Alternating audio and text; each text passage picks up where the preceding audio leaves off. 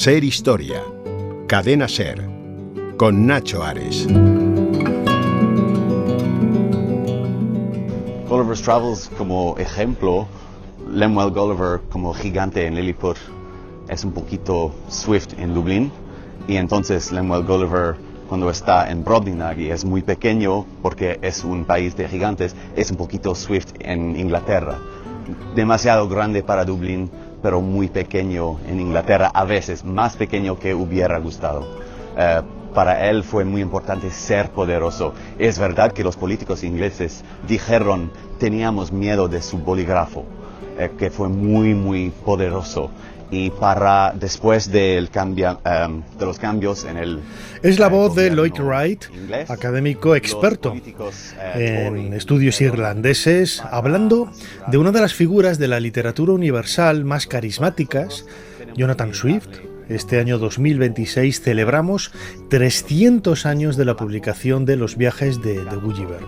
Es cierto que hicimos un cronovisor hace unas temporadas hablando de este escritor tan polifacético y tan transgresor, pero queremos retomar un poco la figura, el perfil histórico de este escritor, sobre todo por este cumpleaños, por este recordatorio, esos 300 años de la publicación de la primera edición de Jonathan Swift de Los viajes de Gulliver, una primera edición que, como vamos a descubrir, no fue del agrado del autor por la crítica política, por la crítica social que había de trasfondo y que en gran parte fue censurada por el editor. A él vamos a dedicar el cronovisor de este programa, pero como siempre será uno de los muchos temas con los que una vez más intentaremos hacer un poquito más de historia.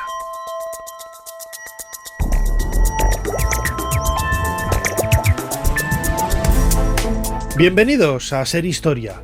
Jonathan Swift y esos viajes de Gulliver van a ser los protagonistas del cronovisor, un relato que nada tiene que ver con esa idea del cuento infantil que ya en aquel momento, en el siglo XVIII, cuando fue publicado en 1726, pues adquirió gran popularidad. Swift no lo pensó ni lo escribió como un cuento para niños, pero la historia le ha devorado la obra, la propia obra, y el personaje también se lo ha devorado, pues con un sentimiento y sobre todo con una proyección social que nada tenía que ver con lo que él quiso haber hecho en un principio. Hablaremos del nuevo orden mundial, si se puede denominar así, cómo están cambiando las cosas en los últimos años a través de grandes líderes políticos que parece que están manejando un poco los hilos de todo, cómo nos va a afectar en nuestra vida, en nuestra historia. Desde luego que es algo realmente apasionante, pues adelantarnos quizás a la historia del futuro. En nuestra sección de cine, en sala de cine, veremos una película increíble, Lo que el viento se llevó, y acabaremos con nuestro compañero David Botello, que acaba de publicar un libro extraordinario, No me cuentes batallitas, en donde precisamente eso, nos va a hablar de algunas de las anécdotas, de las historias más apasionantes de toda la historia, valga la redundancia, con esas batallitas y ese toque tan particular que solamente David Botello puede dar a sus trabajos. Como siempre, soy Nacho Ares y les doy de nuevo la bienvenida a Ser Historia. Comenzamos.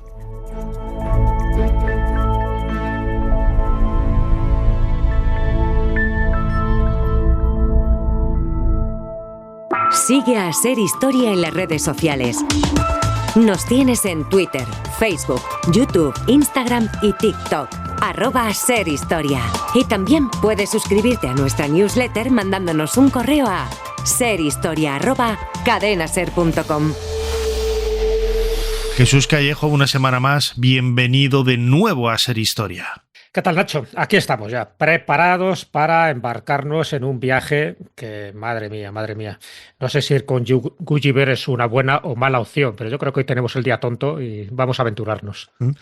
Ya hicimos un cronovisor, ¿no?, de Jonathan Swift, pero vamos a profundizar porque este año celebramos es el 300 aniversario de la publicación de uno de los libros con el que muchos hemos crecido, Los viajes de Gulliver, pero que curiosamente no era un libro para niños. Yo no sé cuándo fue el momento en el que se transformó ese sentido de la literatura de Jonathan Swift en el libro de los viajes de Gulliver, de ser literatura para adultos, una crítica voraz a la política y a la sociedad de la época, y convertirlo en algo pues infantil, que se aleja totalmente de lo que Jonathan Swift buscaba. No, eso ocurrió desde el primer momento. Cuando se publicó fue un éxito editorial y lo leían tanto los adultos como los jóvenes. De hecho, uno de los críticos literarios del momento, que era John Gay, en una carta a Swift le dijo: es universalmente leída tu obra. O sea, se quedaron totalmente asombrados, ¿no? Dice: lo están leyendo desde el gabinete del consejo hasta la guardería. Yo creo que esa es una frase muy significativa. Evidentemente los niños se quedaban con lo que se quedaban y los adultos sabían que era una literatura muy satírica, muy mordaz, donde denunciaba pues lo que más le gustaba denunciar a Jonathan Swift, por cierto, que es un libro que él publica con seudónimo, claro. ¿Y qué es lo que denunciaba Jonathan Swift? Principalmente en esta obra y en otras, ¿no? Luego, si quieres, comentamos. Pues criticaba la hipocresía social que había en su época. Ten en cuenta que él era irlandés y los irlandeses y los ingleses en aquel momento se llevaban francamente mal. Criticaba la corrupción política y, sobre todo, criticaba la naturaleza humana. Le cabreaba muchísimo los pedantes, los eruditos a la violeta, esa gente que hablaba y no decía nada. Bueno, pues en este libro, más bien en estos libros, porque en el fondo son 4 viajes que hace Gulliver, en el fondo lo dedica a eso, ¿no? A satirizar de una manera muy incisiva, ¿no? Porque él conocía, por supuesto, los vicios, las costumbres, las debilidades y las fortalezas de la sociedad inglesa e irlandesa. Pero claro, él estaba en aquel momento, cuando él publica el libro, en ese 1726, él era deán de la Catedral de San Patricio en Dublín. Es decir, que tenía un cargo eclesiástico muy elevado. Él no podía revelarse públicamente como el que está criticando ni más ni menos que a la monarquía inglesa. Pero claro, si tú escribes un libro aparentemente infantil, unos viajes aparentemente absurdos, ¿no? De este capitán de barco, que por cierto empieza a ser médico y cirujano y luego se hace de todo, viajando a los países más extravagantes, con nombres de lo más extraños. De hecho, solo hay un nombre real, que es Japón, de los sitios que va, de las distintas islas que él va conociendo. Entonces, todo este tipo de cosas van llamando mucho la atención. Pero claro, si conocemos un poco la biografía anterior a esta obra de los viajes de Gulliver, él ya estaba haciendo hincapié en muchísimas de estas críticas que te acabo de comentar. Porque cuando, por ejemplo, él escribe Historia de una barrica, estamos hablando de 1704, ya es una sátira religiosa que critica la corrupción y el fanatismo a través de la historia de 3 hermanos. Y no le gustó, por supuesto, nada a la reina Ana, que consideraba ese libro como una blasfemia. Bueno, pues cuando se publica Gulliver, que está el rey Jorge I, te puedes imaginar que ni a él, ni al primer ministro, ni a la corte le gustaba absolutamente nada de lo que aparece en el libro. Pero le gustaban a todos los demás, porque veía claramente, y ahora comentaremos, en fin, algunas simbologías, ¿no? que se van produciendo a lo largo de estos viajes, como, sin decir el nombre, todo el mundo sabía a quién se estaba refiriendo. Y, por supuesto, los retratados no quedaban muy bien parados. Fíjate, estamos en un año que va a ser un año Gulliver y un año Jonathan Swift con un montón de exposiciones a lo largo y ancho, no solamente en Irlanda, también en otros lugares, ¿no? Por ejemplo, ahora podemos ver en la Marsh Library, la biblioteca Marsh, una de las bibliotecas históricas más importantes de Dublín, en Irlanda, una exposición que luego irá en el mes de septiembre, después del verano, a París, el Trinity College, donde él estuvo, en Oxford. A partir del 1 de julio hay una nueva exposición de Jonathan Swift en Dublín, en la City Library, y el archivo prepara una pequeña exposición también para el Dublin Festival of History el 26 de septiembre al 11 de octubre, y también vamos a escuchar luego a una de las conservadoras de la Robinson Library en la ciudad de Armagh, en Irlanda, en donde tiene una exposición de julio a diciembre con conferencias para celebrar este 300 aniversario, lo que nos está hablando, Jesús, de una de las obras más importantes de la literatura británica, de la literatura universal, y que ha trascendido ese tiempo, esos 3 siglos, pues desde el principio, ¿no? Con elementos que van desde la crítica hasta lo más entrañable, con algunos detalles infantiles, que es lo que la ha convertido pues en una obra para todos los públicos. Sí, sí, totalmente. Y de hecho se han hecho miles de ediciones, algunas muy infantiloides, otras con la edición completa, con dibujos a veces de los más sofisticados, a veces de los más tontos. Es decir, bueno, es una obra que sirve para todo. Pero claro, erróneamente se ha considerado como una obra infantil en general. Pero lo mismo también se decía de Platero y yo, o del Principito, o de Alicia en el País de las Maravillas, y nada más lejos de la realidad. No son libros infantiles. Lo hemos comentado más de una vez y lo repetimos ahora. Y por supuesto, los viajes de Gulliver no lo son para nada, por lo que iremos contando ahora.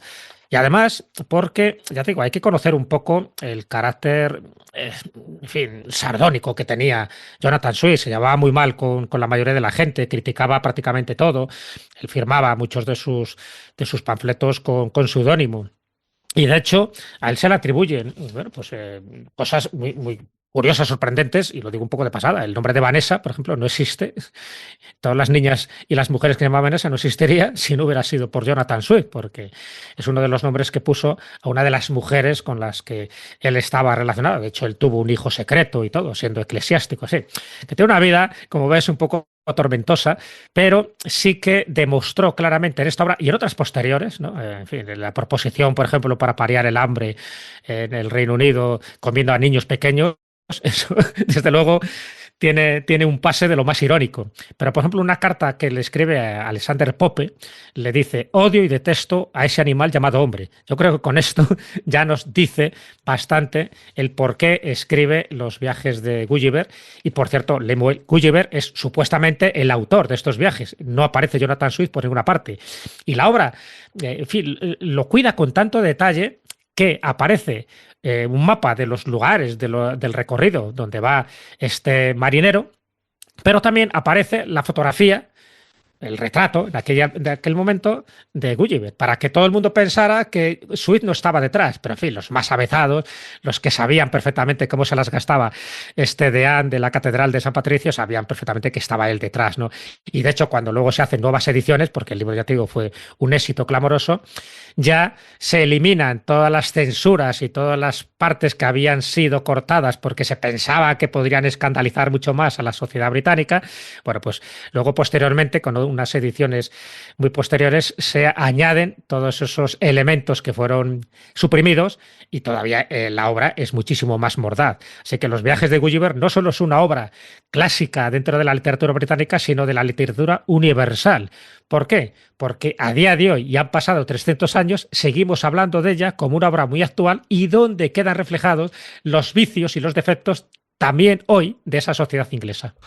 Nosotros, como decía antes, dedicamos el cronovisor del programa 848 a la figura de Jonathan Swift en el año 2025 y lo retomamos, como digo, vamos a profundizar en los viajes de Gulliver por ese 300 aniversario que se cumple ahora. Jesús Callejo, crononauta, como siempre, tenemos delante la fecha, el teclado. ¿Cuál es la fecha que nos propones en esta ocasión, esta semana? Pues la fecha es el 8 de agosto de 1726.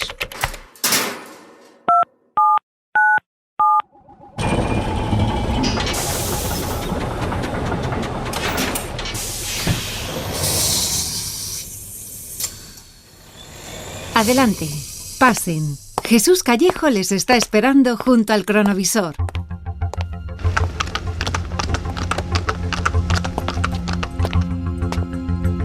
Jesús, me encanta la casaca color Burdeos que tienes tú. Yo tengo una verde botella que me sienta como, vamos, parezco una botella.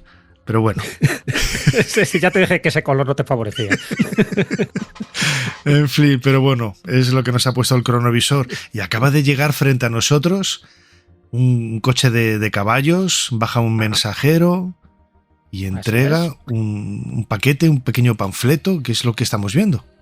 Exactamente, pues estamos en el momento clave donde un personaje anónimo está entregando, ni más ni menos, que el manuscrito de Jonathan Swift a su editor. Estamos en Londres, este editor londinense se llama Benjamin Mout y se lo está dando a través de un intermediario. No, por supuesto, no quería ir Jonathan Swift.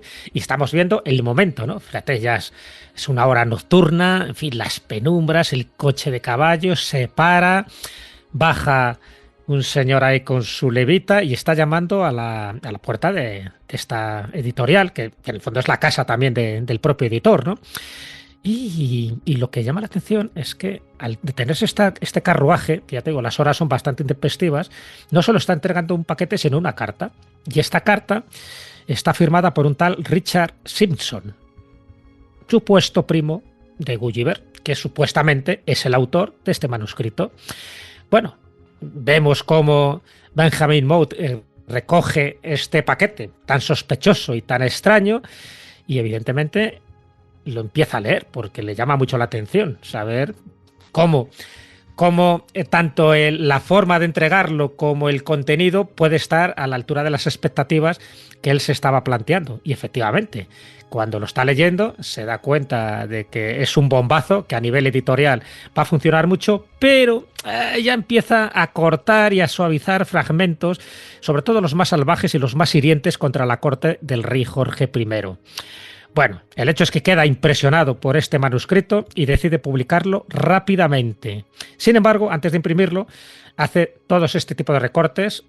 Por supuesto, Jonathan Swift no se está enterando de todas las modificaciones que se están produciendo, pero 3 meses después, fíjate, casi en un tiempo récord, se publica el 28 de octubre de 1726 con el título completo, porque el título, siempre hablamos de los viajes de Gulliver, pero el título es Viajes a varias naciones remotas del mundo en 4 partes por Lemuel Gulliver, primero cirujano y luego capitán de varios barcos. Este es el título, ¿eh? Y evidentemente, cuando se publica por este Lemuel Gulliver, que nadie sabe quién es, este anonimato va aumentando el misterio y el interés del público.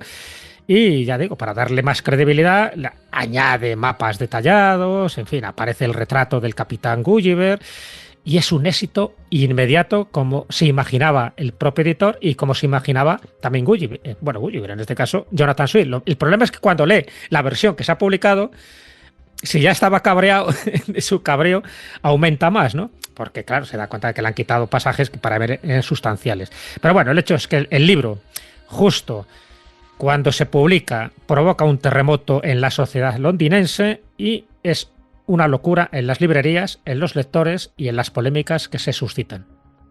Fíjate, estabas diciendo de esos cortes y de esa disconformidad que tenía Swift con la obra que le habían publicado. Vamos a escuchar a Carol Collin, que estuvo hablando con nuestra compañera Ana Caballero en esa Robinson Library en Armagh, en Irlanda. Queremos dar las gracias también a la Oficina de Turismo de Irlanda por el contacto para poder acceder a todas estas personas y la posibilidad, ¿no?, de poder acceder a los manuscritos originales de Jonathan Swift, en donde se ven esas correcciones que él añadió. Imaginemos que bastante molesto, bastante enfadado.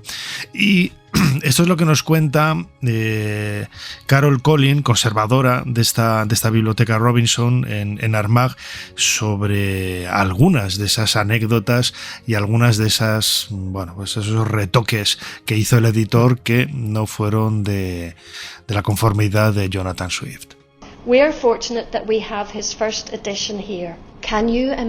Tenemos la suerte de conservar aquí su primera edición. ¿Se imaginan cómo debió de sentirse Jonathan Swift cuando recibió del editor ese primer ejemplar?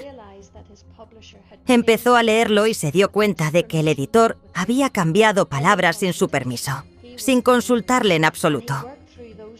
Se enfadó y revisó esos 2 volúmenes tachando cada palabra que él no había escrito y anotó en los márgenes las que realmente quería poner.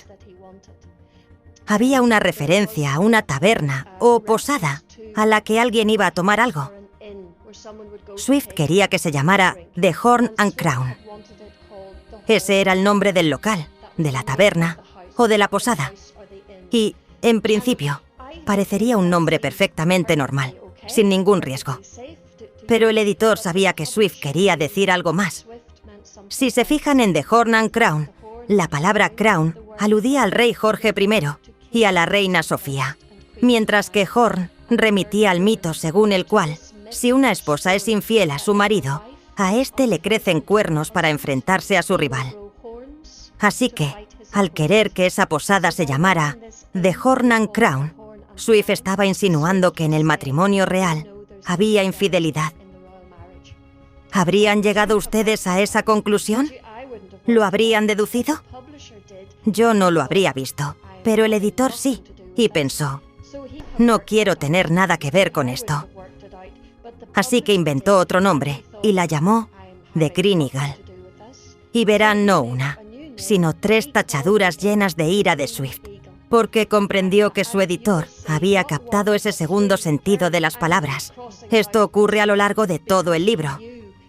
Algunas cosas las conocemos, otras no, y queremos averiguarlas.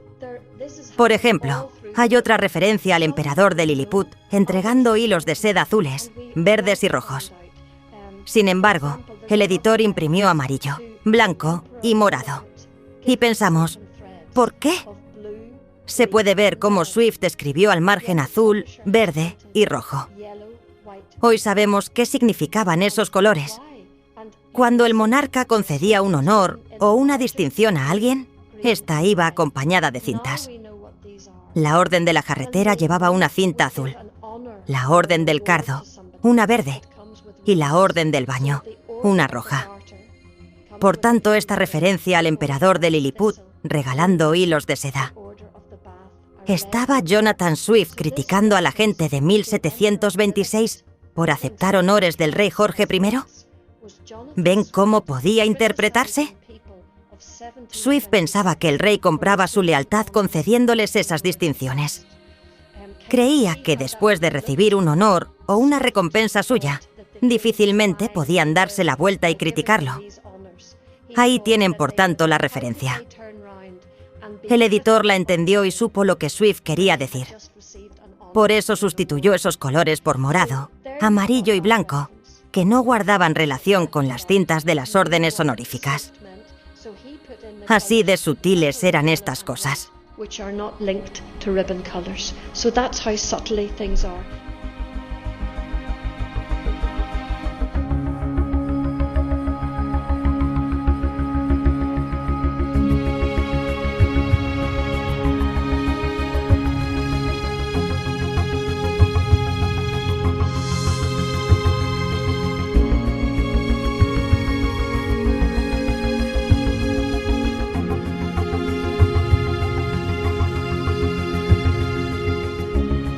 Jesús Callejo, es que ni le avisaron, porque a mí cuando me hacen alguna corrección o me proponen alguna cosa, ahora mismo por ejemplo estoy corrigiendo pruebas de la nueva novela que sale en octubre, te dicen, oye, ¿te parece bien que pongamos esto en vez de esto?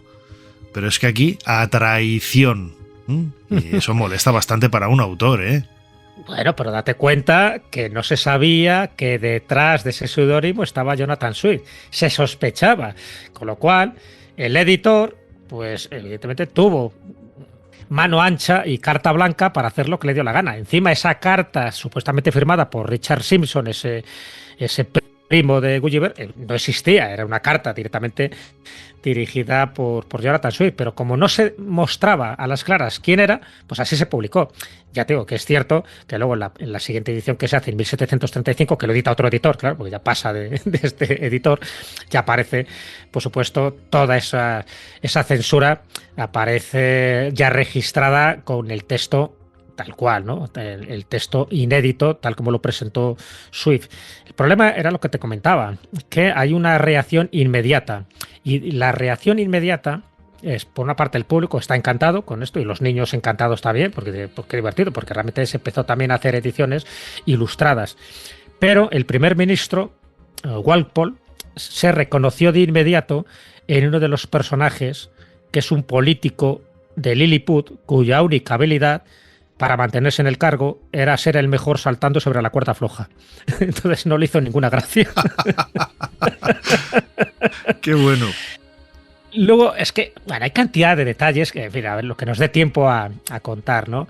Pero sí que se ve claramente las disputas y las rivalidades, tanto políticas como religiosas, que había en aquel momento. Ten en cuenta que Jonathan Swift era deán de la iglesia irlandesa, que era católica, que era distinta de la iglesia inglesa, que era anglicana. Entonces, claro, está lleno de pasajes, y sobre todo si nos vamos a la primera parte es la de Lilliput, ¿no? Que incluso está datada cronológicamente. Supuestamente el capitán Gulliver está entre 1699 y 1702 navegando por estos lugares, ¿no? Gulliver se embarca como médico cirujano en el Antílope, que es el nombre del barco, desde Bristol, y a partir de ahí naufraga cerca de Tasmania, y es cuando es hecho prisionero por estas personas tan pequeñitas de 15 centímetros de altura, que son los habitantes del país isleño de Lilliput, ¿no? Y ahí es donde se convierte, ya sabes, en el favorito de la corte, se le autoriza a caminar por la ciudad con la condición de no dañar a los súbditos. Pero aquí viene algo muy, muy significativo. Se le menciona que Lilliput está con una guerra con un estado cercano y rival, que es Blefuscu. Blefuscu tienen también el mismo tamaño que los liliputienses, entonces pues la narración va narrando y satirizando conflictos religiosos de la Europa de la época.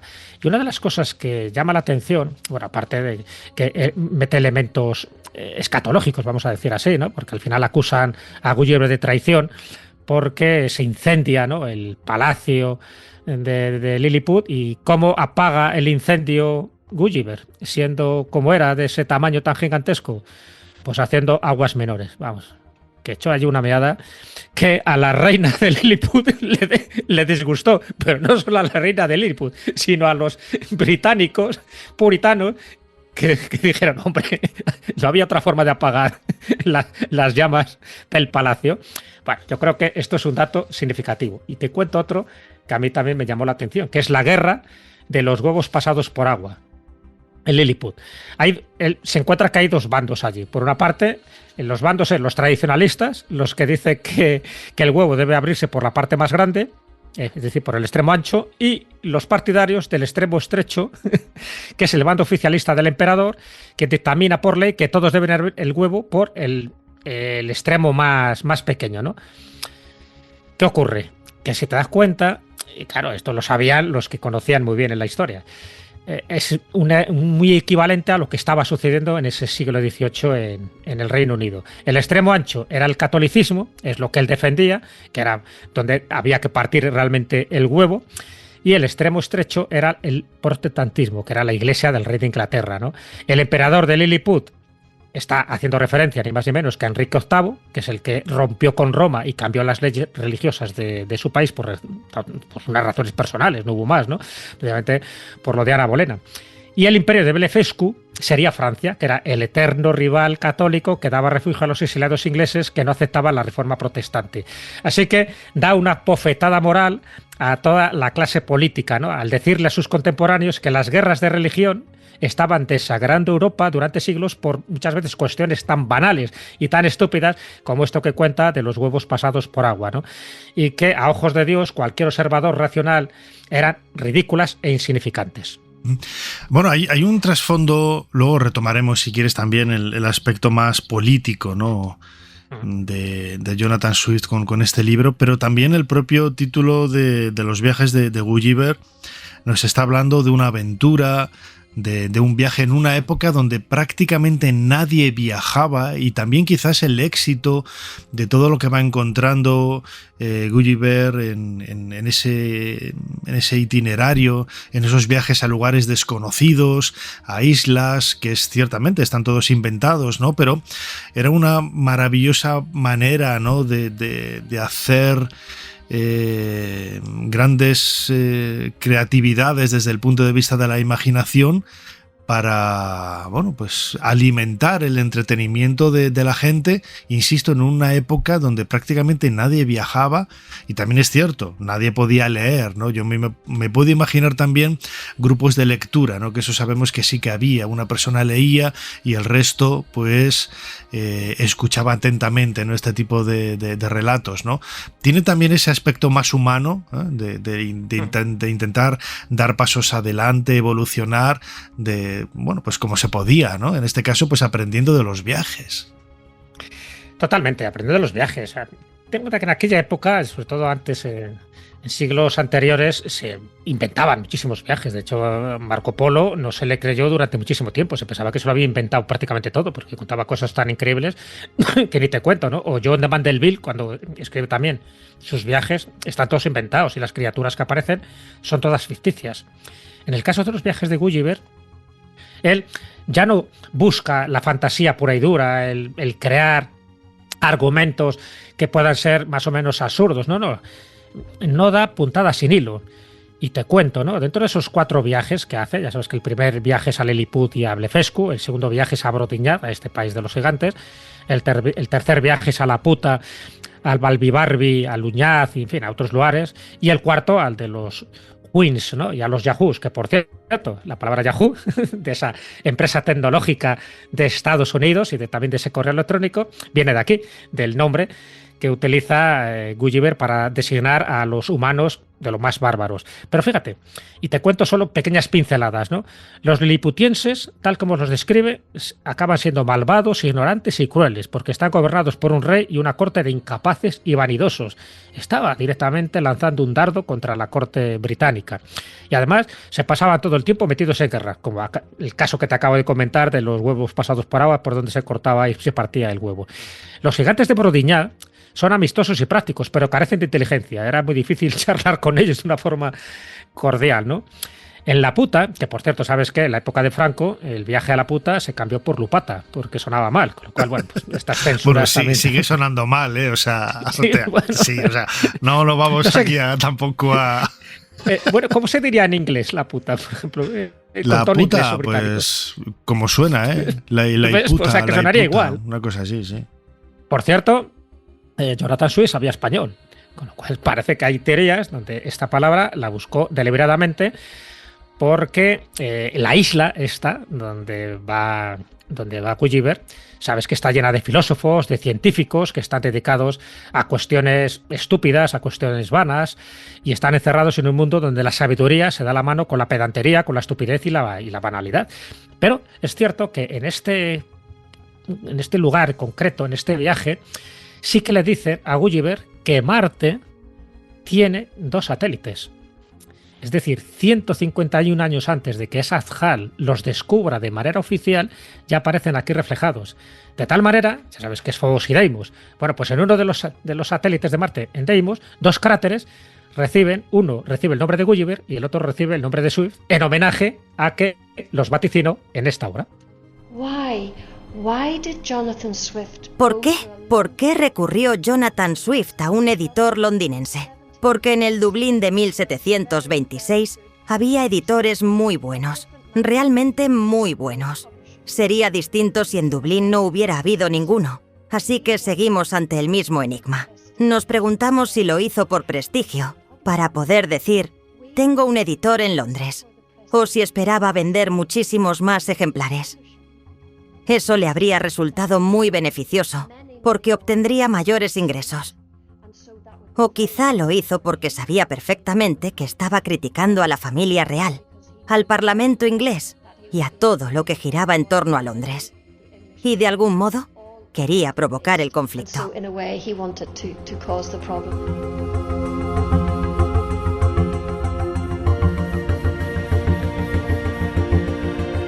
Jesús Callejo, crononauta, siempre criticando a los ingleses, a la corona, pero el editor estaba en Londres. Es muy curioso, ¿no?, que Jonathan Swift, no sabemos por qué razones, algunas de ellas nos las explicaba Carol Collins, conservadora de la Robinson Library en Armagh, que al final decidiera, habiendo editores en Irlanda, utilizar un inglés.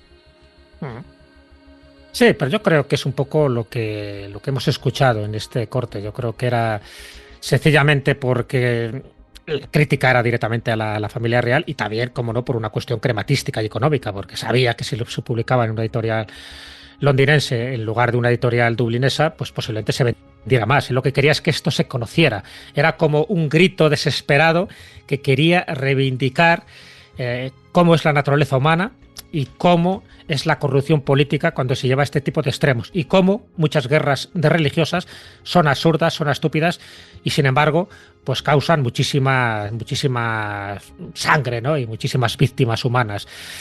Claro, cuando él va criticando en cada viaje, fíjate que uno de ellos es cuando está en la isla de Glutbrutr, porque además ponía nombres raros precisamente para que te hicieras un esguince labial, creo yo, ¿no?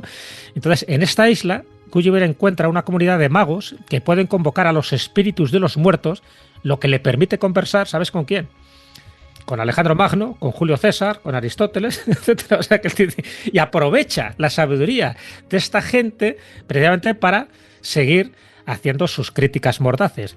Pero lo interesante es el último viaje. Sabes que va al país de los Huins, que son caballos.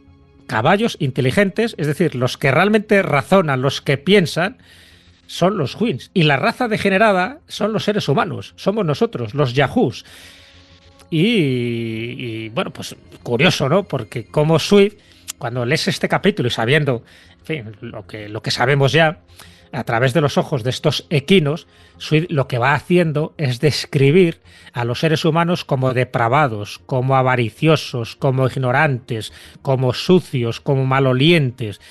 De hecho, Swift escribe en gran parte esta obra de viajes para arreglar el mundo. O sea, en el fondo también era un poco iluso, ¿no? Porque intentó hacer evidente las consecuencias de no usar la razón y dejarse llevar por los bajos instintos, que es lo que hacen los Yahoos, es decir, lo que hacemos nosotros. De hecho, cuando Gulliver termina estos viajes y llega a su casa, no quiere que ni su mujer ni sus hijos le toquen. Y se queda hablando con los animales, con los caballos del establo, porque son los que considera que son los únicos inteligentes y los únicos que le pueden comprender. Es una historia increíble. Recomiendo la relectura. De seguro que de una forma u otra, aunque sea por alguna película, dibujos o incluso los que hemos tenido la suerte de poderlo leer. Yo he de reconocer que lo leí siendo un crío y me acuerdo de muy poquito, ¿no? Quizás el recuerdo de que revive a partir de haber visto algunas escenas en películas que te hacen recordar precisamente esa lectura infantil, ¿no? Pero los viajes de Gulliver, de lo que estamos celebrando esos 300 años de su publicación en el año 1726 por parte de Jonathan Swift, es una lectura recomendable para criticar también y para ver un poco la naturaleza humana y esa corrupción y esas miserias que seguimos viendo, por desgracia, tanto tiempo después en muchas personas, en la clase política, en absolutamente instituciones que podríamos esperar, ¿no? que tendrían que estar alejadas de todo ello, incluso en actitudes humanas y en comportamientos humanos de vecinos, de familiares, que bueno, no esperaríamos, pero que sin embargo están ahí, ¿no? Y la virtud del trabajo de Gulliver, mejor dicho, de Jonathan Swift, es precisamente ponerlos sobre la mesa para que reflexionemos sobre ello. En nuestras redes sociales vamos a recordar cuáles son esos lugares que se pueden visitar en estos próximos meses a lo largo del año 2026, con esas exposiciones que hay tanto en Irlanda como en Francia dedicadas a la obra de Jonathan Swift. Los viajes de Gulliver, que nuestra compañera Ana Caballero ha tenido la oportunidad casi de tener los originales en esas primeras ediciones en las manos. Ella va a poner también alguna galería de fotografías en las redes sociales para poder disfrutar de todo ello. Y merecía la pena que retomáramos la figura de Swift, aunque ya le dedicáramos un cronovisor en el número 848 del programa, buscar los podcasts de Ser Podcast para poder acceder a ello, y merecía, como digo, la pena que lo retomáramos. Jesús Callejo, crononauta, como siempre, muchísimas gracias una vez más por habernos ayudado a hacer un poquito más de historia. Pues ha sido, como siempre, un auténtico placer hablar de un genio que tenía muy mal genio.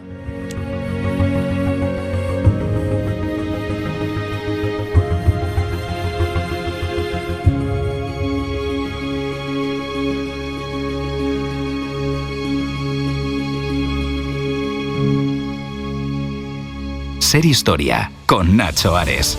Los autores clásicos, Heródoto, Diodoro, Estrabón, Plinio, hablan todos maravillas de la Gran Pirámide, y también en la Edad Media, ¿no? Lo que suscitaba quizás esa interrogante que todavía existe alrededor de este monumento. Yo calculé en uno de mis libros que aproximadamente el 5% o el 6% del presupuesto total del Estado egipcio era lo necesario, lo que hacía funcionar y construir la Gran Pirámide. Equiparando, es más o menos lo mismo que se gastó Estados Unidos para llevar al hombre a la luna con el proyecto Apolo. Viaja al antiguo Egipto en Ser Historia con Nacho Ares. Este y otros episodios ya disponibles en Ser Podcast. Cadena Ser. Oiga, antes de que pasemos a mayores, hay algo que debo decirles. Disculpe, pero yo sí que tengo algo que decirle primero. Gracias por arruinar mi vida. ¿Qué has hecho? Todo el mundo me echa la culpa de todo.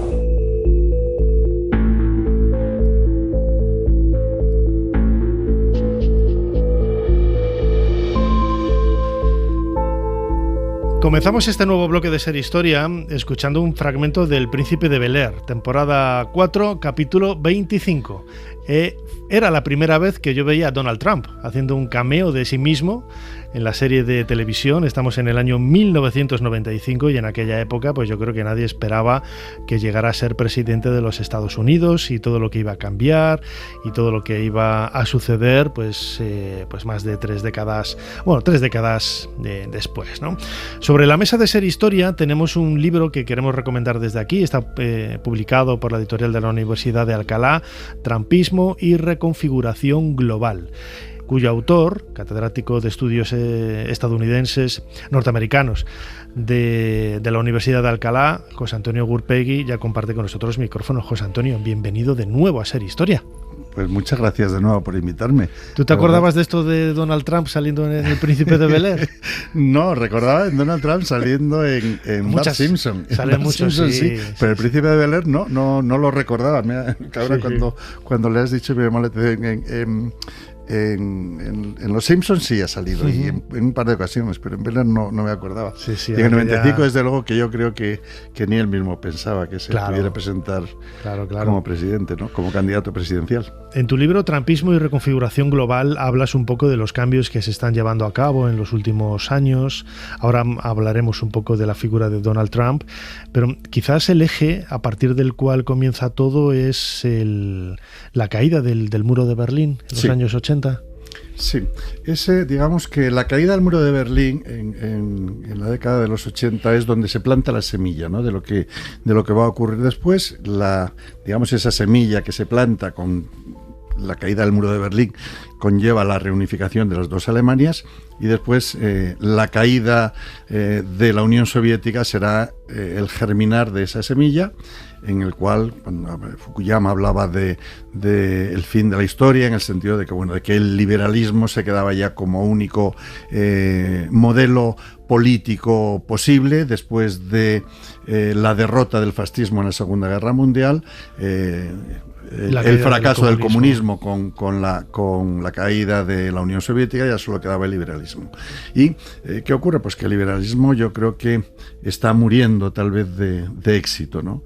Y nos estamos encontrando pues ante este nuevo modelo, o estas nuevas propuestas políticas, que son las que estamos viendo hoy en día, que distan mucho de ser liberales, ¿no? O del liberalismo tal como lo hemos conocido hasta ahora. Claro, es que precisamente lo que vemos hoy en Rusia, la actitud de Putin, nace también un poco, ¿no?, en la caída del muro de Berlín. Sí. Sus objetivos políticos siguen también un poco la idea de volver a reunificar todo lo que era la Unión Soviética, casi, ¿no? O al menos su grandeza. Claro. Si no puede ser esa reunificación total, sí alcanzar su grandeza, y Putin, en cierta forma, el éxito de Putin, el éxito económico, en primer lugar, que tuvo Putin, fue gracias a la Unión Europea, que le compró el petróleo, y entonces Rusia pudo salir de ese pozo en el que se encontraba cuando Yeltsin estaba en el poder, y por otra parte el nuevo posicionamiento ruso en la geopolítica mundial, ¿no? Entonces el desenlace de lo que yo entiendo que es un nuevo orden mundial, que yo entiendo y que lo han dicho después de escribir el libro, ¿no? El libro salió hace un par de meses, pero después ha habido líderes políticos, pues desde Carney, el líder, el primer ministro canadiense, que decía en Davos, decía, atención, no estamos en una transformación, estamos en un nuevo orden, una ruptura total. Después Rubio, el secretario de Estado norteamericano, cuando llega a la reunión de Múnich, dice, no os confundáis, que esto es una ruptura, que el viejo orden ya ha terminado. Y ahora, más recientemente, en la visita de Donald Trump a Xi Jinping, ¿no? Cuando Xi Jinping, me ha llamado mucho la atención, porque Xi Jinping hizo referencia a la trampa de Tucídides, que justamente la menciono yo también en mi libro y en el mismo sentido, ¿no?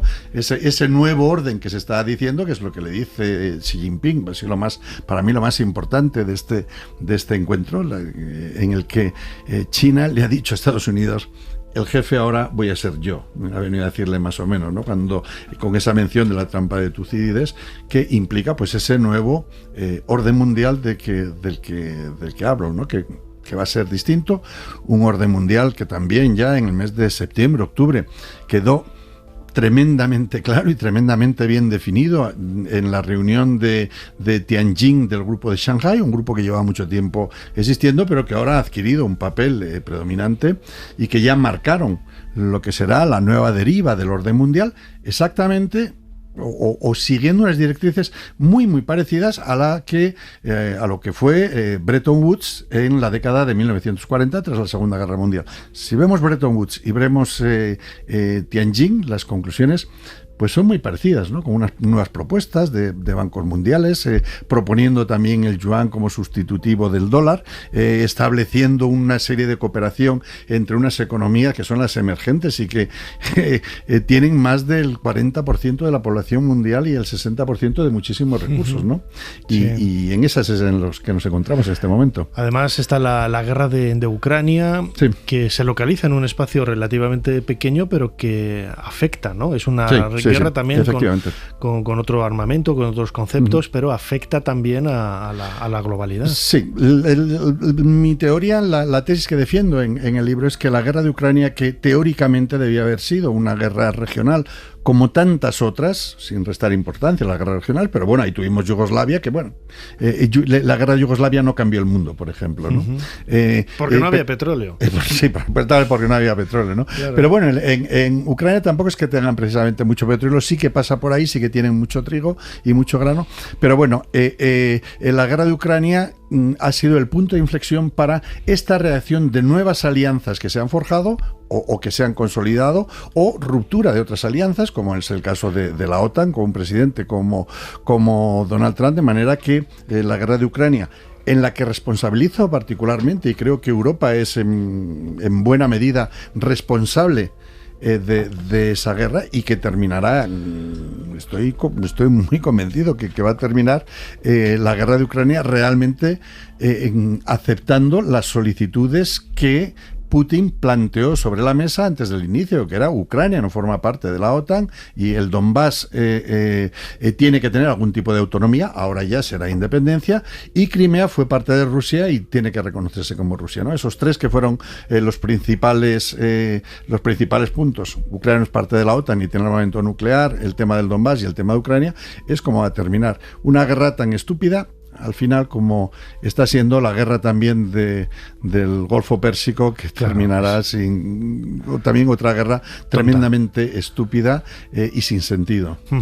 Donald Trump, en el lado contrario, lo que ha hecho también es un poco continuar esa visión un tanto egocentrista, ¿no? de Estados Unidos, que siempre lo hemos visto. Quizás desde Europa somos menos conscientes, ¿no? Pero se ve a través del cine, por ejemplo, esa idea, sí. Sobre todo cuando hay películas de invasión del mundo. ¿Dónde están? Pues en Estados Unidos, ¿no? Lógicamente es una película estadounidense, pues se centra y se focaliza todo ahí, ¿no?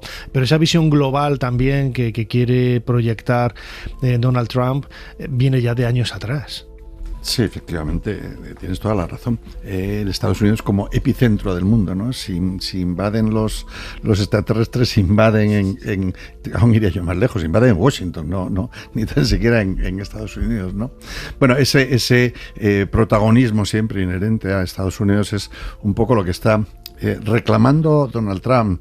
Y yo no estoy en absoluto de acuerdo, ¿no?, con las políticas de Donald Trump. Incluso me atrevo a decir que me parece un personaje histórico peligroso, ¿no?, por lo que pueda ocurrir. Pero Donald Trump sí es muy bueno pronosticando. Es decir, los pronósticos de Donald Trump de qué es lo que está ocurriendo tanto respecto a Europa como respecto a Estados Unidos o como respecto al mundo, sí que me parecen muy, muy acertados. Lo que ocurre que después las soluciones que propone para solventar lo que él entiende que son problemas, pues es lo que resulta ya, Nacho, mucho más dudoso, ¿no?, y mucho más comprometido de aceptar. Yo creo que él ha visto perfectamente que el sistema liberal, las democracias liberales, como las hemos conocido hasta ahora, están agotadas, y lo estamos viendo, en primer lugar, con su propia elección, o mejor dicho, iría más lejos, con su reelección. Es decir, si el tema de la elección pudo resultar en algún momento como algo que podía entenderse anecdótico, la reelección ha demostrado que de anecdótico no tenía nada, porque en la reelección ya sabíamos lo que era Donald Trump, nadie estaba engañado, ¿no? Y su victoria fue mucho más incontestable que lo que fue su elección, ¿no? Y después vemos que ese modelo que él propone, de otro tipo de democracia, desde luego distinta a la que hemos conocido hasta ahora, en la que él no entiende por qué tiene que depender del Congreso, ¿no? Lo hemos visto con el tema de los aranceles, en el que la sentencia no dice que no puede poner aranceles. La sentencia del Supremo norteamericano es lo que le dice: oiga, ponga usted aranceles, pero ajústese a la legislación. La legislación le dice que tiene que pasar usted por el Congreso. Entonces él no lo entiende, dice: pero si desde mi punto de vista esto es bueno para Estados Unidos, ¿por qué tengo que pasar por el Congreso? Es decir, está evocando lo mismo que hace Putin o Xi Jinping, que no tiene ningún congreso que le controle. Hay un poco, ¿no?, las críticas contra esa monarquía, ¿no?, llamándole rey, ¿no?, king a Donald Trump. Y ¿recuerdas la fotografía con el rey de Inglaterra cuando puso en sus libros dos reyes, sí, ¿no? Efectivamente. ¿Estamos asistiendo, tú crees, al final de la era de Occidente, con ese eurocentrismo que siempre ha marcado la historia del mundo? Sin ninguna duda. O sea, yo creo que Europa hemos pasado a ser ya, pues, como los viejos jarrones chinos, que nadie sabe, que decoran mucho, pero que no tienen ya ningún valor, ¿no? El tiempo de Europa ha pasado. Mencionaba hace un momento la reunión de Xi Jinping y Trump, creo que la semana pasada, ¿no? Europa ni se menciona, ni se le dice nada, absolutamente nada de nada. Tenemos en Europa unos problemas que son, desde mi punto de vista, estructurales, no son coyunturales. Si fueran coyunturales podríamos solventarlos, pero hay una serie de problemas estructurales que no acabo de ver muy bien cuál es la salida, por donde podemos ir. El primero de ellos, la desunión europea.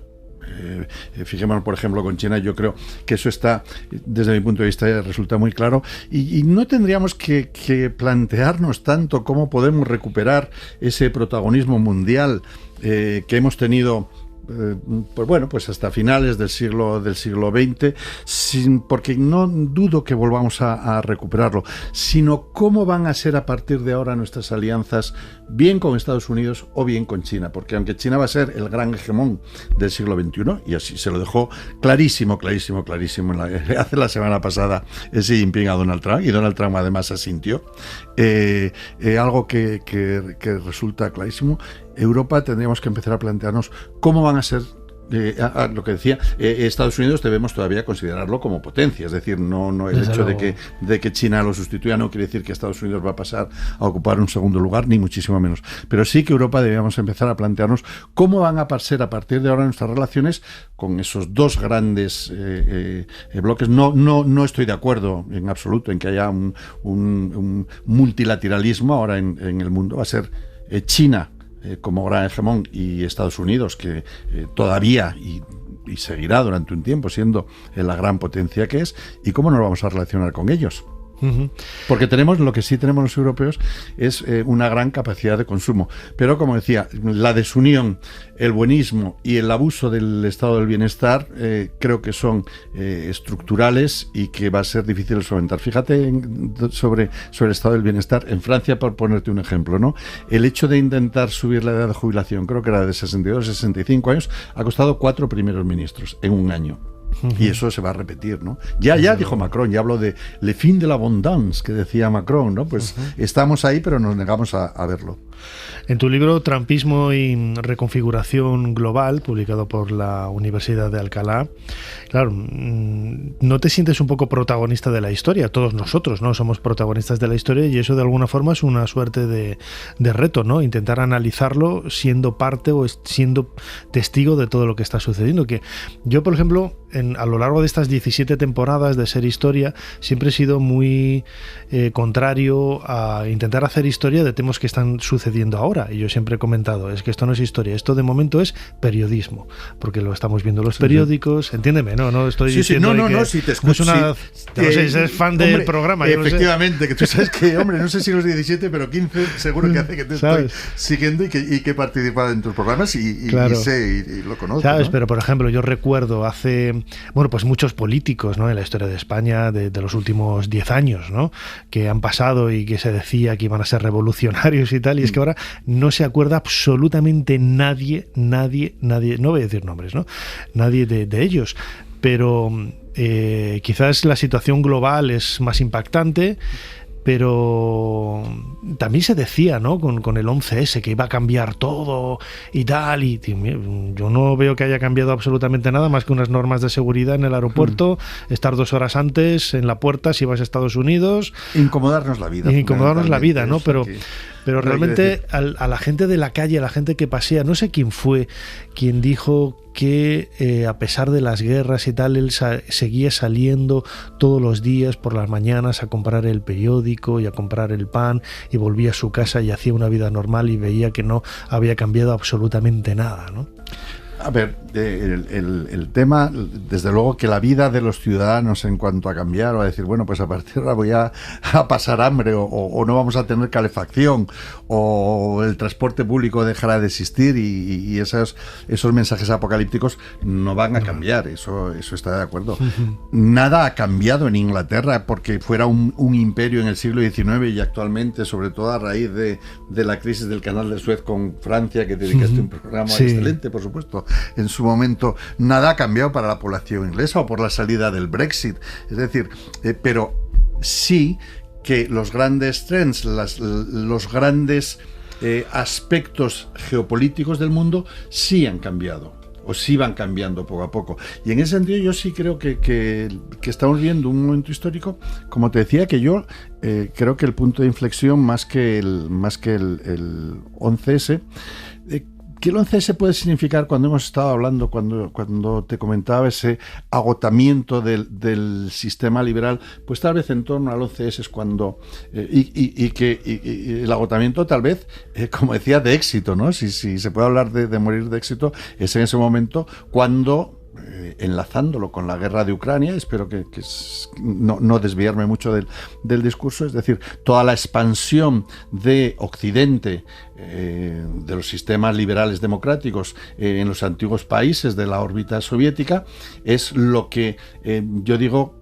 que es el gran éxito del liberalismo, y que eso nos va a llevar a morir de éxito en el sentido de que también se quiere incorporar a Ucrania, y es ahí donde Rusia, no ahora, sino desde siempre ha dicho, cuidado, Ucrania es la línea roja, no solo Rusia, sino que en mi libro hay documentos desclasificados recientemente que recogen lo que se acordó en el sentido de no expandirse de que la OTAN no se expandiría hacia Occidente, ¿no? Decía James Baker, el que era secretario de Estado, cuando habla con Gorbachev sobre qué iba a ocurrir en la unificación alemana, dice ni un centímetro hacia el este que se iba a expandir la OTAN, ¿no? Margaret Thatcher, todos los líderes europeos le dan garantías a Rusia de que no se va a expandir hacia el oeste, pero efectivamente se expandió, ¿no? Hay tengo la cita de un ministro ruso que dice: nos invitan a tomar café a Bruselas para decir qué van a hacer con nosotros, ¿no? Y bueno, yo sí creo que en estos momentos estamos, la geopolítica mundial está cambiando, están cambiando los polos de poder en el mundo, pero eso no significa que nuestra vida va a cambiar o que no vamos a tener que ir a trabajar, etcétera, ¿no? Estamos también en un momento que yo me atrevo a denominar la tercera revolución industrial, aunque no se trata de revolución industrial en el sentido de industria, de producción de bienes como fue la primera o la segunda revolución industrial, pero sí que estamos en una tercera revolución industrial donde la robótica, la inteligencia artificial, todas las nuevas tecnologías son las que se van a imponer y las que van a crear nuevos puestos de trabajo. Es decir, a mí no me da miedo la inteligencia artificial que vaya a crear puestos de trabajo.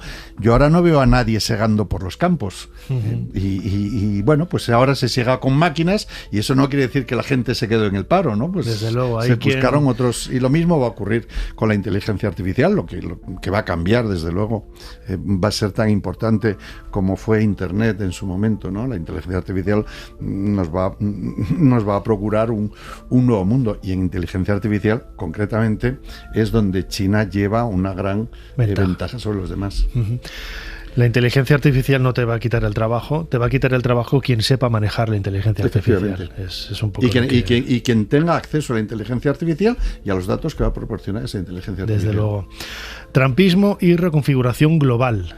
Publicado por la editorial de la Universidad de Alcalá, el último trabajo de nuestro compañero catedrático de estudios norteamericanos de la Universidad de Alcalá, José Antonio Gurpegui, catedrático. Como siempre, muchísimas gracias una vez más por habernos ayudado a hacer un poquito más de historia. Te lo agradezco a ti, Nacho, porque ahora me has traído para hablar de mi libro, claro, pero sí. Como quieras, ya sabes que estoy también dispuesto para hablar de cualquier tema relativo a la historia de los Estados Unidos. Recuerdo el programa que hicimos precisamente en las Cortes, en España, sobre la Constitución de los Estados Unidos, que mucha gente me ha dicho: ¿qué programazo hiciste? Y dije: no, aquí el jefe Ares es que... Muchísimas gracias. Encantado de estar en tu programa. Muchas gracias, Nacho. Muchísimas gracias.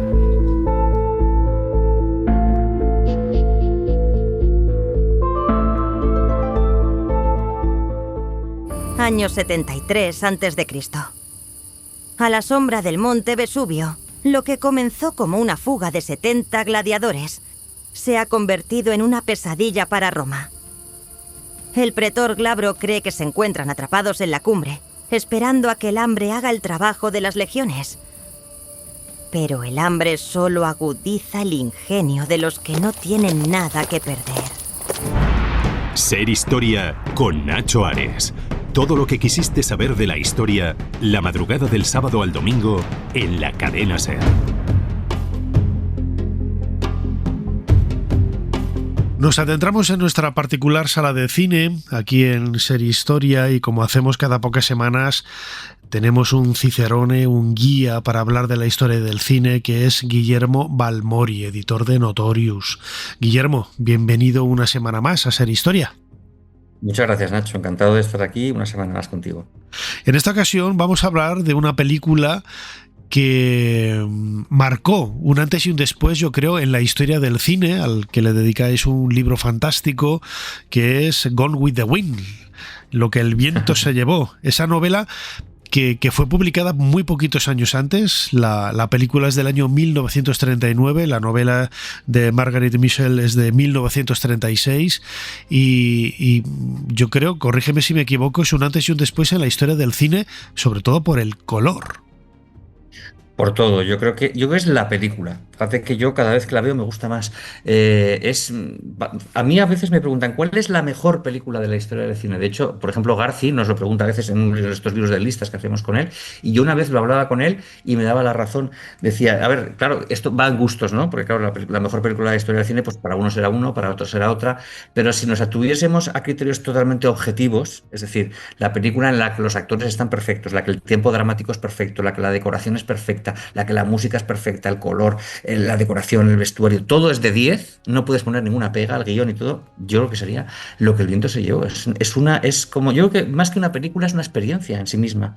Ninguna otra película hay otras películas que te dan experiencias también, ¿no? Pero yo creo que ninguna otra película te da una experiencia como la de Lo que el viento se llevó. Y tú fíjate que yo no soy muy, no sé si tú lo eres, Nacho, pero yo no soy muy aficionado a las películas muy largas. No es una cosa que estas son casi 4 horas, tú, joder. Y estas son 4 horas, pero es que esta no se me hace larga. Es decir, para mí sería, fíjate, Los 10 mandamientos y esta, sobre todo esta, serían las dos únicas películas, desde mi punto de vista, largas, que no se me hacen pesadas y que me encantan. De hecho, tal es el caso que yo conozco gente que cuando la ponen en televisión, Lo que el viento se llevó, dice, quítala, porque si no pierdo la tarde. Es decir, no me puedo desenganchar una vez que empiezo a verla. Y es verdad. Esto ¿sabes por qué es, Nacho? Porque yo que estudié un poco el guión y demás, porque es una película que a mí me gustó mucho estudiar y que en el libro que hemos publicado se comenta todo esto, está construida de tal manera que cuando son varias digamos, tramas que van sucediendo, como en toda película, una detrás de otra, pero antes de que acabe de terminar una trama, te están introduciendo ya en la siguiente. Con lo cual, es una cadena, un engranaje de cadena muy inteligente de guión que hace que todo el tiempo estés pendiente y te apetezca saber y no te puedas desenganchar. Y yo, para mí, desde luego, has dicho tú, ¿no? El color y todo lo demás que se puede decir de esta película es fabuloso. Fíjate que se dice que es más interesante casi cómo se hizo la película, que en los extras del DVD hay un documental maravilloso, y que en el libro que nosotros hemos publicado se cuenta todo esto, es maravilloso ver todos esos 3 hijos. Dicen que todavía es más interesante cómo se hizo que la propia película, y la propia película ya es interesante, con lo cual figúrate. Claro, fíjate, estamos hablando de una historia que nos hace viajar al siglo XIX, a esa guerra de secesión en Estados Unidos, pero absolutamente todo. Yo decía lo del color porque creo que fue una de las primeras películas en hacerse en color, por lo menos una de las primeras grandes producciones, con todo lo que ello suponía, ¿no? Desde el punto de vista técnico, corrígeme si me equivoco, imagino que para las máquinas de la época de los cines daba igual poner una película en blanco que en color, ¿no? Porque lo pones a rodar y se proyecta, ¿no? Pero el hecho de verlo en color, imagino que retocaría casi el alma de muchos de los espectadores. Efectivamente, tú fíjate, no solamente verla en color, verla en ese color, en ese tecnicolor fabuloso. El tecnicolor que, bueno, de hecho, fíjate, hoy es el día, yo no tengo la edición 4K que ha salido, que debe ser maravillosa porque no tengo televisión 4K, pero sí que tengo el Blu-ray y es que cambia totalmente. Es un espectáculo ver los tapices de las paredes, las alfombras del suelo, los trajes, la textura de los vestidos. Todo está hecho a primerísimo nivel y eso se nota, y ese color, como tú dices, no es de las primeras, sí, a nivel global sí podríamos considerar que es de las primeras, pero hubo alguna antes. De hecho, fíjate, hay películas mudas con color bicromático, que solo tenía 2 gamas de color, pero este tecnicolor absolutamente glorioso es del año 39. Fíjate que ese mismo año 39 se estrena El Mago de Oz con ese color fabuloso, ¿no? Deslumbrante, y fíjate que están dirigidas por el mismo director.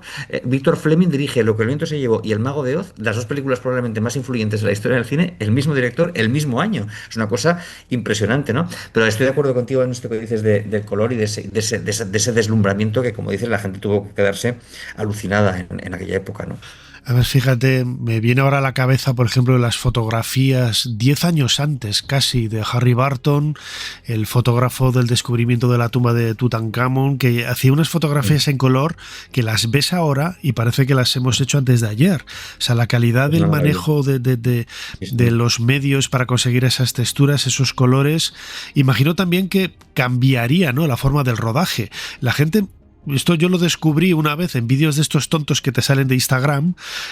Me contaban que me parecía una cosa súper curiosa, que claro, cuando vemos una película en blanco y negro pensamos que bueno, que la cámara se coloca delante, los actores interpretan, etcétera. No, pero el maquillaje que llevaban para poder resaltar los rasgos del rostro, en ocasiones iban con líneas de colores para poder hacer destacar la sombra de los ojos, que tú lo ves al natural y estaban ridículos, pero con la fotografía en blanco y negro quedaba brillante.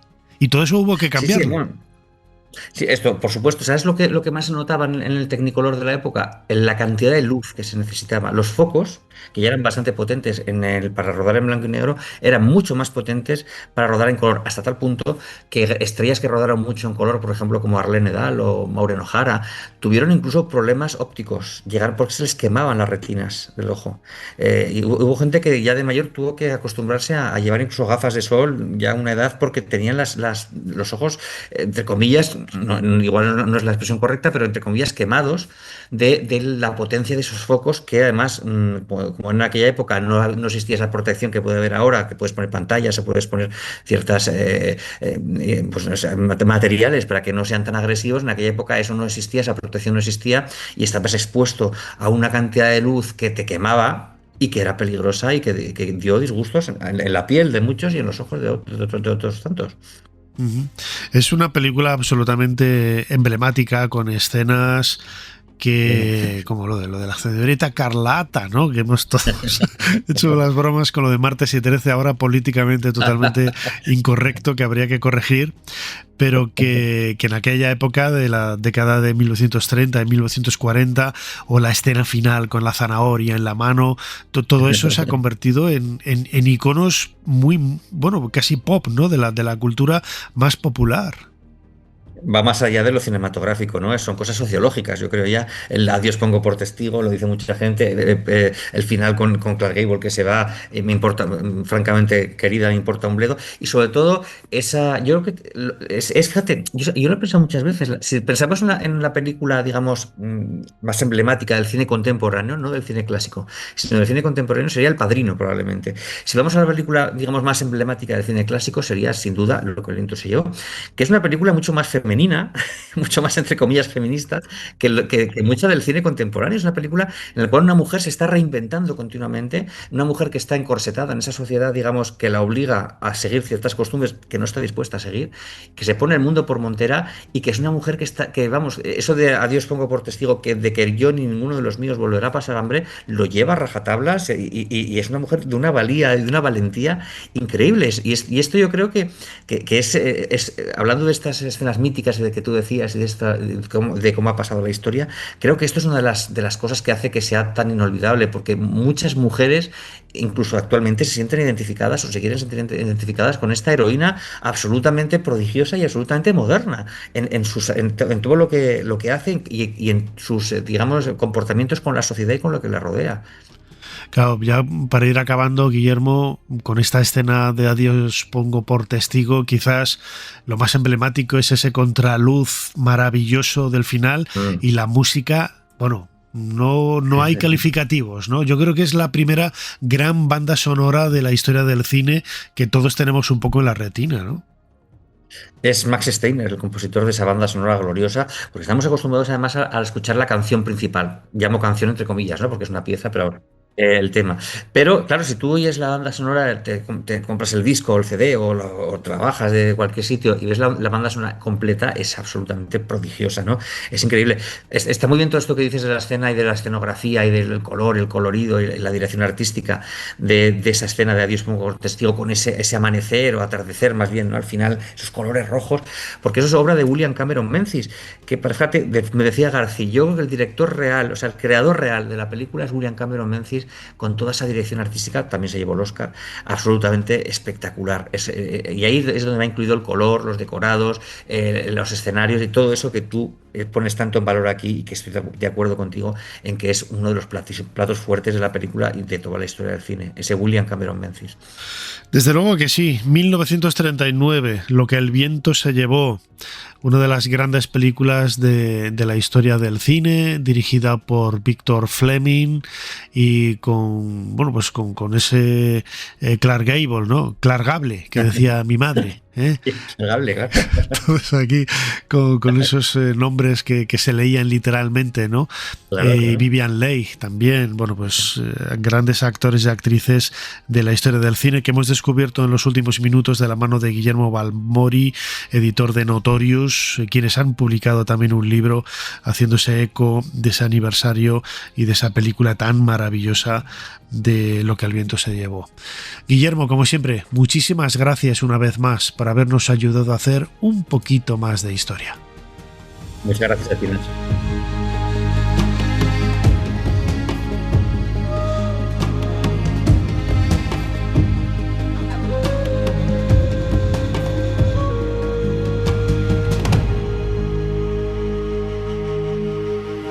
Año de 1492.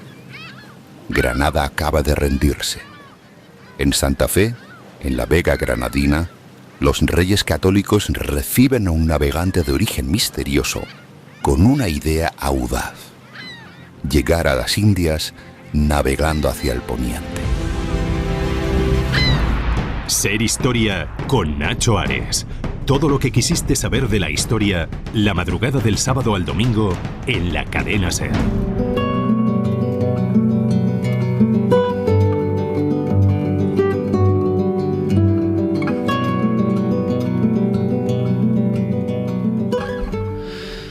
Continuamos en Ser Historia, pasamos de página en nuestro particular libro de historia y vamos a hacerlo pues de una de las maneras quizás más entretenidas, más queridas por el propio espíritu de este programa. Es algo que nosotros en las 17 temporadas que llevamos ya de Ser Historia siempre hemos abanderado desde el programa 1. Contar batallitas, contar anécdotas, contar cosas curiosas. Muchas veces el invitado dice: ¿qué me vas a preguntar? Digo, lo primero, nada que no sepas. No te voy a preguntar ni por fechas, ni por nombres. Van a ser todo preguntas ambiguas. Vamos a improvisar una charla. Y me gusta eso, que saquen temas que sean llamativos para que luego vosotros, oyentes, pues podáis buscar, aprender más, sentir curiosidad. Y yo creo que lo vais a hacer a partir del libro del que vamos a hablar en los próximos minutos. No me cuentes batallitas. Lecciones, moralejas y momentazos de cracks y pringaos que la liaron tan parda que acabaron en los libros de historia. De David Botello. David, bienvenido de nuevo a Ser Historia. Bien hallado, Nacho. La verdad es que ya empieza a ser costumbre venir aquí y me hace mucha ilusión que lo sepas. Desde luego. Recomendamos a todos los que nos están escuchando ese fantástico programa que tiene también de historia en la cadena SER, la historia en ruta. Si los podéis escuchar cuando hay fines de semana que no hay fútbol, que se ponen los fines de semana, y si no, a través de los podcasts, de SER Podcast o de cualquier otra plataforma, pues mejor que mejor. ¿Por qué te apasiona la historia? Pues yo qué sé. ¿Y a ti? Pues yo qué sé. Pues mira, de niño mi abuela me contaba muchos cuentos para irme a dormir. Me imagino que como a todo el mundo. Pero mi abuela es verdad que era muy buena. Hay que reconocer que era muy buena. Y cuando fui teniendo uso de razón me di cuenta de que muchos de los cuentos que me contaba no eran cuentos, eran historias reales, ¿no? Y entonces me estalló un poco el cerebro, porque me empecé a preguntar que si los cuentos eran cuentos y la historia había pasado de verdad, ¿por qué nos contábamos cuentos y no nos contábamos más historias? Porque ese valor que tenía, que hubiese ocurrido, a mí me parecía que lo hacía mucho más interesante. Y nada, pues me empecé a aficionar, empecé a leer cosas, a profundizar. Y nada, pues me quedé con esta afición, ¿no? Empecé a leer sobre todo ensayo en general, y es verdad que tengo ahí una carencia, que he leído mucha novela, pero muchísima menos narrativa que ensayos, ¿no? Ensayos, claro. Entonces al final yo creo que es una herencia que me dejó mi abuela. Ella posiblemente no lo sabe, o sea, no lo sabe, pobrecita mía, porque falleció hace mucho tiempo, pero que posiblemente no lo hizo a propósito. Pero es verdad que en mi caso, pues es lo que despertó esa pasión por las cosas que habían pasado de verdad.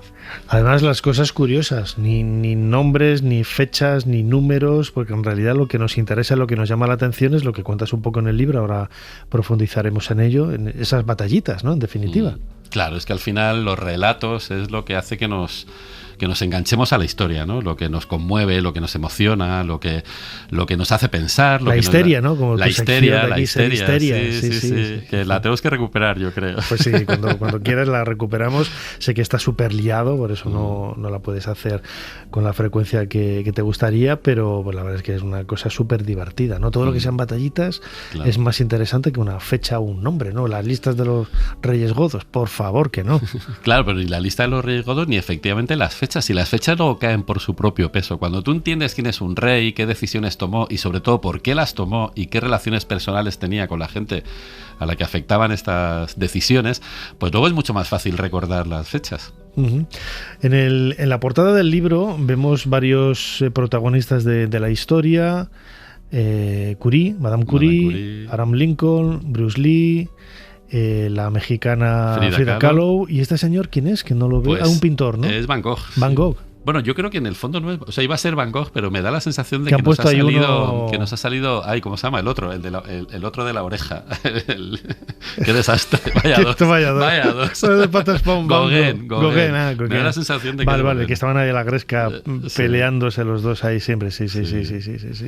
Bueno, pues el libro se caracteriza precisamente por tener un elenco muy amplio de historias que van abordan toda la historia universal, ¿no? Sí, me falta la prehistoria. Es verdad que no he tocado ningún tema de prehistoria, pero sí que hay mucha antigüedad y a partir de ahí pues hasta el siglo XXI. Hay gente que sigue viva, pero que me interesaba hablar de ellos por alguna de las tesis, entre comillas, que mantengo en el libro y ahí les tenemos también. Hay mucha gente que se ha puesto de moda en los 10 últimos años de ese presentismo, de intentar valorar el pasado, sobre todo en España, que si Hernán Cortés hizo no sé qué y tal y igual, que si los españoles en América, que si los ingleses en las colonias y tal, vale, que sí, eso es tiempo pasado, ¿no? ¿El presentismo tú crees que es quizás el mayor obstáculo que hay que evitar cuando haces historia, cuando escribes historia? Ahora me dices, no, si a mí me gusta. No, a mí me encanta. Cortés era un capullo. Efectivamente, era muy malo. Bueno, el libro habla mucho de eso, ¿no? A ver, esos son capítulos muy breves, con epígrafes muy breves también, y sin embargo, el último gran capítulo se llama No me cuentes batallitas, que es el que da nombre al libro, y ese capítulo hablo del poder del relato. Y mira, tristemente actual, ¿no? Porque entre otros hablo de Hernán Cortés, hablo de Colón y demás, ¿no? Y hablo de que la historia, a ver, yo nunca me he sentido culpable de nuestra historia, ni me he sentido especialmente orgulloso.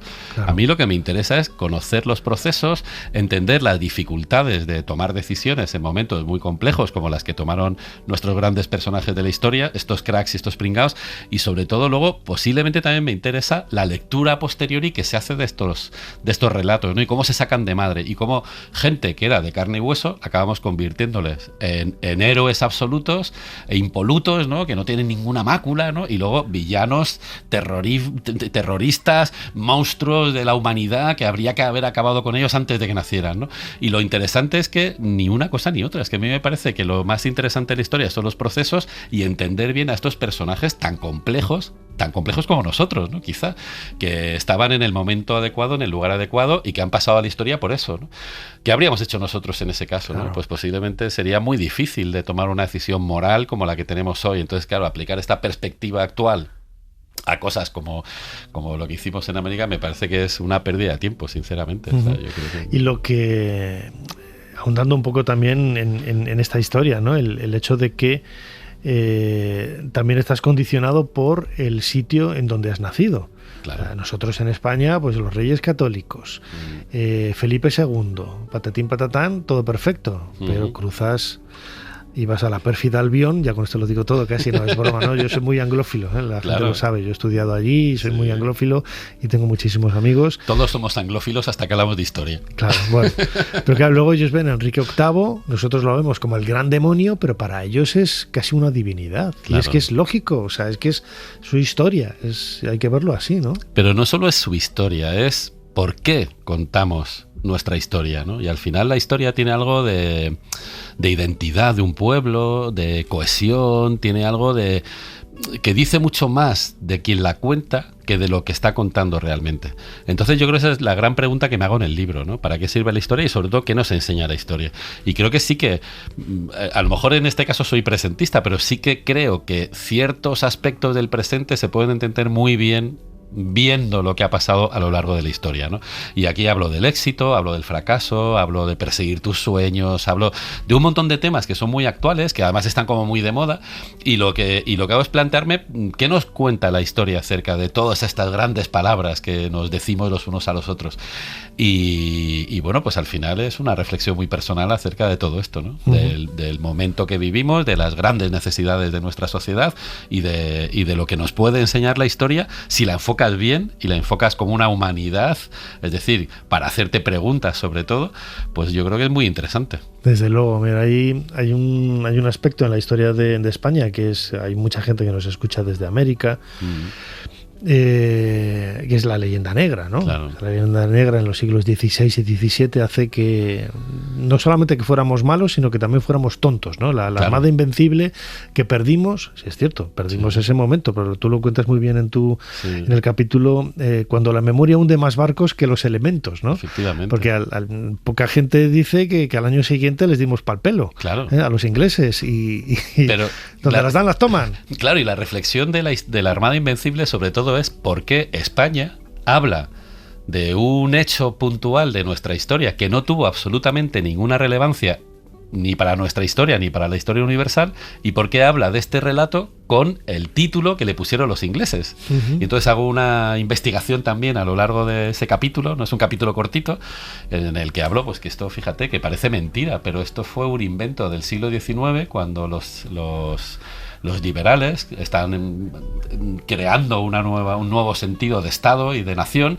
y entonces tienen que recurrir a este tipo de tópicos para criticar precisamente lo mismo que criticaron en la leyenda negra, es decir, que fueron los intelectuales del siglo XIX los que sacan, los que desempolvan aquella leyenda de... Los trapos sucios, casi, los trapos sucios de la monarquía, para poder decir, es que fíjate qué malo era Felipe II, qué malos han sido los Borbones, menos mal que llegamos nosotros para arreglar ya por fin el desaguisado en el que se ha convertido esta nación por culpa de tantos años de monarquía. Bueno, Blas de Lezo es un personaje que se ha recuperado en los 10, 15 últimos años. En la Enciclopedia Británica sale como el gran perdedor en Cartagena de Indias, y joder, que fue el que ganó. Claro. O sea, que fue el que ganó. Sobre todo que echó a los ingleses con una armada más invencible que la nuestra, ¿no? Y ahí está. Pero bueno, sí, efectivamente, ahora se está reivindicando, pero también es un personaje polémico porque bombardeó Barcelona y eso le convierte en una figura incómoda en ciertas zonas de nuestra península, lo cual, bueno, pues también está bien, porque al final, insisto, la historia no habla de los hechos, habla de nuestras necesidades. Y cuando hay un pueblo que piensa que tiene un héroe o que tiene un villano o que no conoce a sus héroes, pues de lo que está hablando realmente es de la identidad de ese pueblo. Y eso yo creo dice mucho del pueblo español, en este caso de Blas de Lezo, del pueblo colombiano, y en este caso en concreto también del pueblo catalán, que tiene que denostar a un héroe porque no coincide con lo que ellos piensan que debería ser un héroe, punto, ¿no? Lo llamativo y lo bonito de tu libro, No me cuentes batallitas, es el espectro tan amplio de personajes, de lugares. ¿Cuántos mini capítulos tiene y cómo has conseguido? Yo me imagino, yo si hubiera tenido que hacer algo así, hubiera hecho como fichitas, ¿no? Yo soy muy de hacer fichitas de estas de cartulina. Yo cuando leo un libro, lo primero que hago es abrir una ficha nueva de estas de cartulina, donde pongo el título, el autor, la letra, para ponerlo en un archivador. Yo tengo un archivador de estos de biblioteca antigua, de letras, de clic, de los verdes, de toda la vida. Efectivamente, de toda la vida. Y voy anotando en esa fichita, página 70, habla de Enrique Ruano, pues cuenta esta curiosidad, tal. Que luego es muy curioso porque reviso esas fichas, libros que he leído hace 30 años, y digo, coño, no sabía que esto aparecía aquí, es que lo había olvidado todo, pero mira, me permite ir directamente a la página donde está, y eso me permite hacer un vídeo para YouTube, un podcast para tal, me da ideas nuevas, ¿no? para hacer cosas, ¿no? ¿Cómo has creado tú este libro? Pues mira, realmente fue una idea que tenía hace tiempo, ¿no? De eso, pues, para contestar a una pregunta que me imagino que a ti también te han hecho un millón de veces, que es, ¿esto que tú haces para qué sirve? ¿No? Esto de la historia, ¿para qué sirve? ¿No? Y entonces llegó un momento que dije, bueno, pues yo creo que igual hay que contestar esta pregunta. Y me planteé, pues es una serie de capítulos. Los capítulos son, digamos, lo más amplio, entre comillas, ¿no? Pues el poder del relato, el éxito, esto, ¿no? Pues lo que te decía antes. Y a partir de ahí, pues empecé a buscar ejemplos que me venían más o menos bien para trazar ciertas tesis, ¿no? Y bueno, esa ha sido una búsqueda muy apasionante, porque al principio estaba diseñado como con capítulos cortitos, pero a medida que me iba metiendo en el libro, ya sabes que los libros cobran vida propia y que al final siempre te acaban metiendo en un universo en el que igual no querías entrar, pues este me metió en un universo en el que el cuerpo me pedía meter referencias culturetas, entre comillas, ¿no? Y entonces empecé a citar a grandes filósofos, a grandes políticos, a historiadores de toda la vida, y eso me permitió pues también darle como una especie de cuerpo entre comillas, ¿no? Como gafapasta, ¿no? Que creo que le da mucha dimensión también a las reflexiones finales. Es decir, que no es solo un libro reflexivo, que lo es, un libro muy personal, que también lo es, un libro lleno de batallitas, que lo es, sino que además también hay como una búsqueda intelectual honesta sobre para qué sirve la historia y qué es lo que nos enseña la historia a través de estos grandes pensadores que se hicieron las mismas preguntas que nosotros, pero hace mucho tiempo. Y te habrá permitido además adentrarte en temas en los que antes nunca habías... que es lo bonito de hacer este tipo de libros. Te obliga a investigar temas, asuntos, épocas históricas de las que prácticamente no se había hecho nada y uno mismo, y conocer, ¿no? Aprender más historia, que es lo importante. Claro, porque yo creo que al final todo esto lo hacemos porque queremos aprender. Vamos, no sé si es tu caso, pero en mi caso yo me dedico a esto porque quiero aprender y no me canso de aprender historia. En mi tiempo libre estoy leyendo. Que mi mujer muchas veces me dice, oye, déjalo ya, que estás trabajando. No, si no estoy trabajando, ahora estoy leyendo porque me apetece leer esto. Entonces al final yo me siento muy afortunado porque creo que he convertido en un oficio pues algo que es una pasión, y las pasiones pues al final, mira, pues nos llevan a esto, ¿no? A este mundo tan bonito de la divulgación. Ya para ir acabando, David Botello, autor de este libro No me cuentes batallitas, publicado por Aguilar, ¿cuáles son las 2 batallitas que destacarías de todo el libro? Mira, la primera me encanta, es verdad que la he contado igual demasiado, pero me encanta, que es la de las 2 Marías. Nosotros tenemos 2 mujeres que a todas luces fueron las que imprimieron la primera edición del Quijote. O sea, las impresoras de la primera edición del Quijote fueron 2 mujeres, que son María Rodríguez Ribalde y María de Quiñones, y sin embargo, la imprenta que hay en Madrid, en la calle Atocha, que está abierta al público, se llama Imprenta de Juan de la Cuesta. Entonces, ¿quién era este Juan de la Cuesta? Pues era un señor, el 4º hombre que tenía que pasar por la vida de estas mujeres, porque en el siglo de oro las mujeres no podían regentar un negocio. Entonces, se tuvieron que casar varias veces hasta que llegaron a Juan de la Cuesta. Y Juan de la Cuesta básicamente arruinó el negocio y se fue a América. Entonces es bastante probable que no estuviese ahí cuando llegó Cervantes con su primera edición del Quijote, con el manuscrito del Quijote, y que fueron ellas las que lo sacaron adelante. No quería acabar, tenemos apenas un minuto y medio. Menos mal que estaban ellos, de Cecilia Sarli, ¿no? Cecilia Sarli y Esther Sánchez. Y Esther Sánchez, muy conocida por ti. Sí. Esther, la pariente. Sí, cuando ha dicho parienta, mi mujer, me dice, pues esta es mi mujer. Que tienen este espectáculo, ¿no? Cuéntanos un poco dónde se puede ver. Pues rápidamente vamos a estar el día 25 de junio, vamos a estar en el Teatro Sofía, que está en la Gran Vía, a partir de las 8:30 creo que es. Es un espectáculo que hace un resumen muy rápido, muy gamberro y muy desenfadado es un repaso de la historia de las mujeres salpicada por 4 mujeres. Una de ellas son precisamente las 2 Marías que acabo de mencionar, porque a partir del libro pues descubrí a estas 2 mujeronas y decidí pues que se merecían un pequeño monólogo. Tienen 4 monologuitos y mucha intervención entre las 2. Y nada, pues es un texto pues como lo que yo hago siempre, muy gamberro, y que bueno, pues que te hace reflexionar. La gente que lo ha visto hasta ahora se lo ha pasado muy bien, y esperamos que la Gran Vía pues tenga el éxito que nos esperamos que tenga, vamos. Había quien decía que detrás de un gran hombre hay una mujer sorprendida. Hay una mujer sorprendida, sí, efectivamente, ¿no? En este caso, detrás de una gran mujer hay un tipo que hace historia. David Botello, autor de este libro fantástico No me cuentes batallitas, publicado por Aguilar. Como siempre, muchísimas gracias una vez más por habernos ayudado a hacer un poquito más de historia. Muchas gracias a ti, Nacho.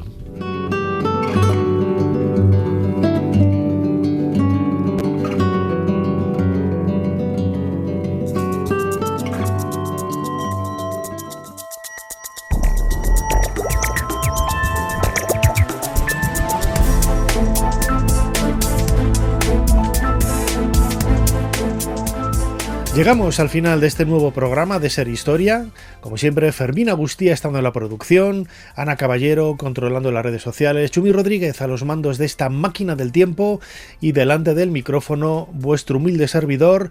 Os dejamos...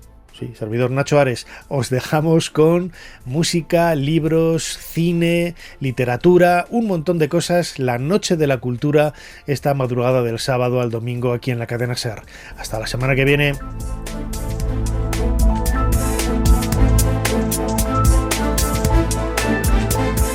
Para no perderte ningún episodio, síguenos en la aplicación o la web de la SER, Podium Podcast o tu plataforma de audio favorita.